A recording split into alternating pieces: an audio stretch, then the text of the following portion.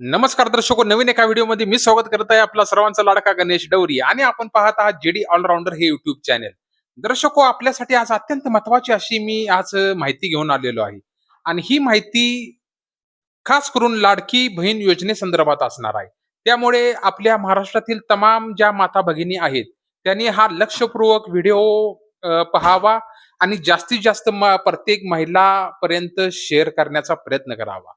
तर दर्शको, ही माहिती जाणून घेण्यासाठी कोठेही अर्धवट व्हिडिओ न सोडता, कोठेही व्हिडिओ न स्किप करता शेवटपर्यंत ज्यावेळी हा व्हिडिओ पाहाल, त्यावेळी आपल्याला लाडकी बहीण योजनेसंदर्भात माहिती भेटणार आहे.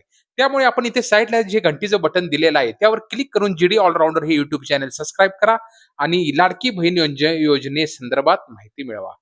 दर्शको, आपल्या कानावर बातमी मध्यंतरी आलीच होती की जवळ-जवळ 92 लाख महिला परत अपात्र केलेल्या आहेत.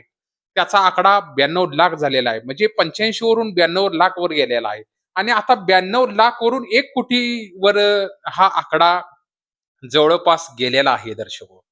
जवळ-जवळ 1 कोटी महिला या लाडक्या बहीण योजनेतून अपात्र झालेल्या आहेत.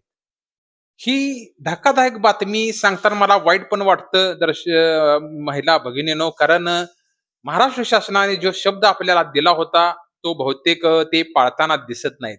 ज्यावेळी विधानसभेच्या निवडणुका लागल्या, त्यावेळी आपल्याला त्यांनी काय शब्द दिला होता, सरसकट प्रत्येक माता भगिनींना लाडक्या बहीण योजनेचे 1,500 ते ज्यावेळी आमचं सरकार येईल त्यावेळी ₹21 देणार. पण ₹21 तर दूरचीच गोष्ट आहे. ते जे ₹1,500 आहेत, ते पण शासनाला देण्यास खूप अवघड आणि जड जात आहे. याचं कारण काय आहे दर्शको? तर याचं कारण हे आहे, की सरकार काय म्हणतं, महाराष्ट्रातील बऱ्याच महिला ज्या आहेत, त्या स्वावलंबी आहेत, आर्थिकदृष्ट्या सक्षम आहेत, आणि त्यांना ₹1,500 म्हणजे का म्हणून सरकार द्यायचं? मग हा विचार ज्यावेळी विधानसभेच्या निवडणुका लागल्या, त्यावेळी महाराष्ट्र शासनानं का केलं नाही, हा एक मोठा प्रश्नच आहे. आणि आणि अशा काही महिला आहेत, ज्या पात्र आहेत, तरी पण त्यांना अपात्र केलेलं आहे. आपल्याला माहितीच आहे, ज्या गोरगरीब मध्यमवर्गीय कुटुंब असतं, त्यांच्या घरात एक एक एक एक माता भगिनी आई असते आणि एक तिची मुलगी असते, नणंद असते.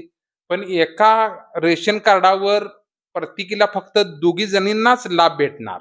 ज्या रेशन कार्डावर महिला बऱ्याच असतील, नणंद असतील, 3-4 महिला असतील, 5-10 महिला असतील. पण प्रत्येक रेशन कार्ड जे स्वतंत्र आहे, त्या कुटुंबातल्या व्यक्तीला फक्त दोघी जणांनाच लाभ मिळणार असं शासनाने मध्यंतरी ज्यावेळी लाडकी बहीण योजना चालू केली, त्यावेळी हा नियम पहिल्यांदा सुरुवातीला त्यांनी लावला होता. आपल्याला माहितीच असेल.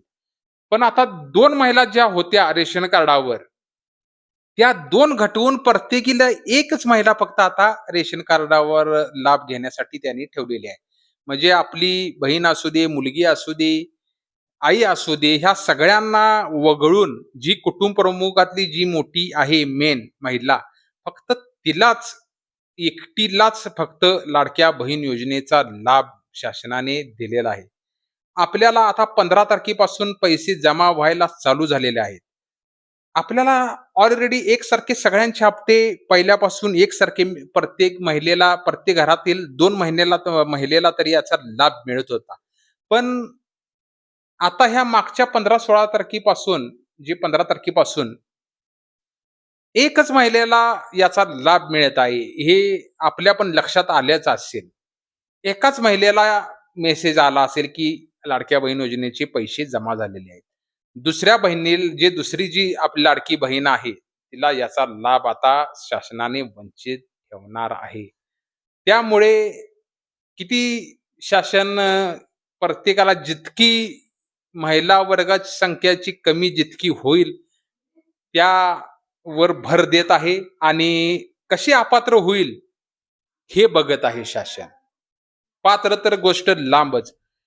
ज्यांची खरंच परिस्थिती नाही आहे, 2 टाईमाचं त्यांना अन्न सुद्धा मुश्किल होतंय, अशा माता भगिनींना सुद्धा या योजनेतून वगळलेला आहे. बरेच चित्र महाराष्ट्रात अशी परिस्थिती आहे.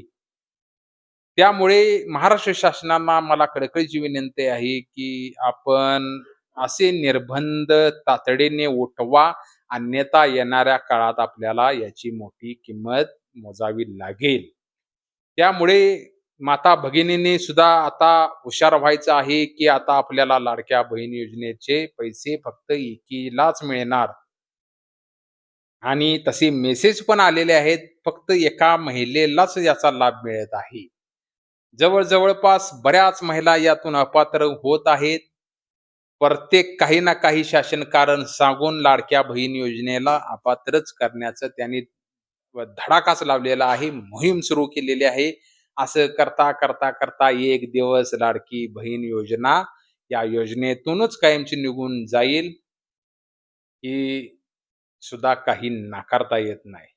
त्यामुळे ज्यांना पैसे मिळालेले आहेत, कोणाकोणाला पैसे मिळालेले आहेत महाराष्ट्रातून, हे मला कमेंट करून नक्कीच सांगा दर्शको.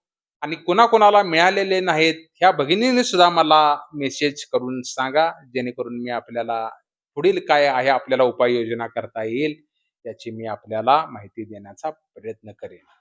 माझ्या चॅनेलचं नाव जी-डी ऑलराउंडर हे यूट्यूब चॅनेल आहे. मी बऱ्याच योजना आपल्यासमोर सादर करत असतो आणि आपल्याला सावध करण्याचं माझं काम आहे.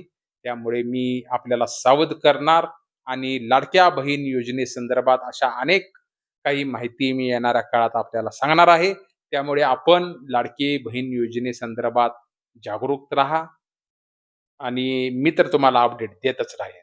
त्यामुळे आपण जास्तीत जास्त हा व्हिडिओ शेअर करा. प्रत्येक माता भगिनीपर्यंत हा व्हिडिओ पोहोचला पाहिजे. त्यामुळे त्या जागृत होणार आहेत, सावध होणार आहेत आणि या सरकारविरुद्ध आवाज सुद्धा उठवू शकतात चांगल्या कामासाठी.